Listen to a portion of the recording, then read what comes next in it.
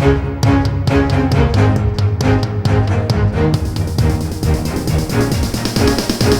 is the Washington Times front page for Tuesday, March 15th, 2022.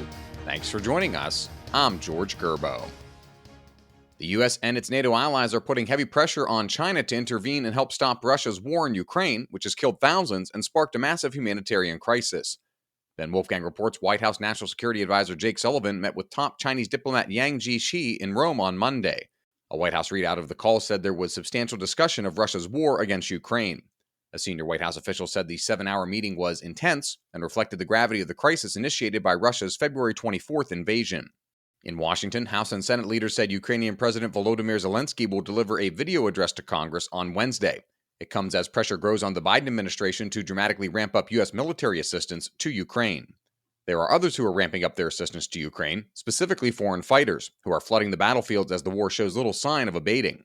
Joseph Clark reports Ukrainian Foreign Affairs Minister Dmytro Kuleba said that more than 20,000 people from 52 countries had volunteered to fight in the International Legion of Territorial Defense of Ukraine, a newly formed avenue for non-Ukrainians with military experience to serve in foreign units under Ukrainian officers.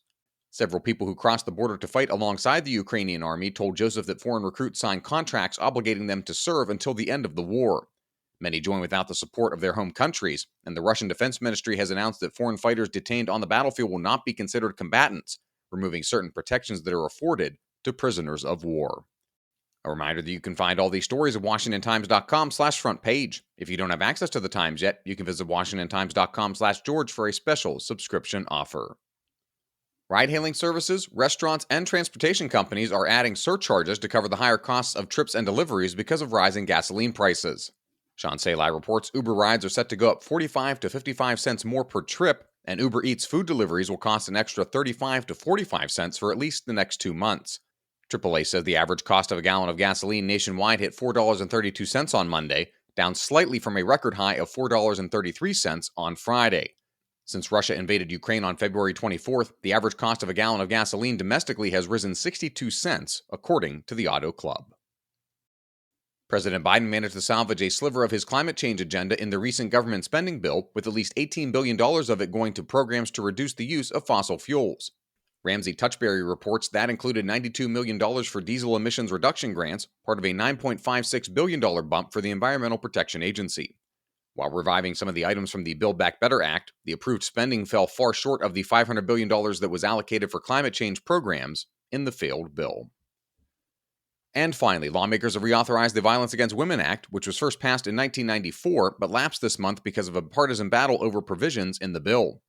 The reauthorization, Susan Fricchio reports, represents a compromise negotiated last month between Senate Democrats and Republicans.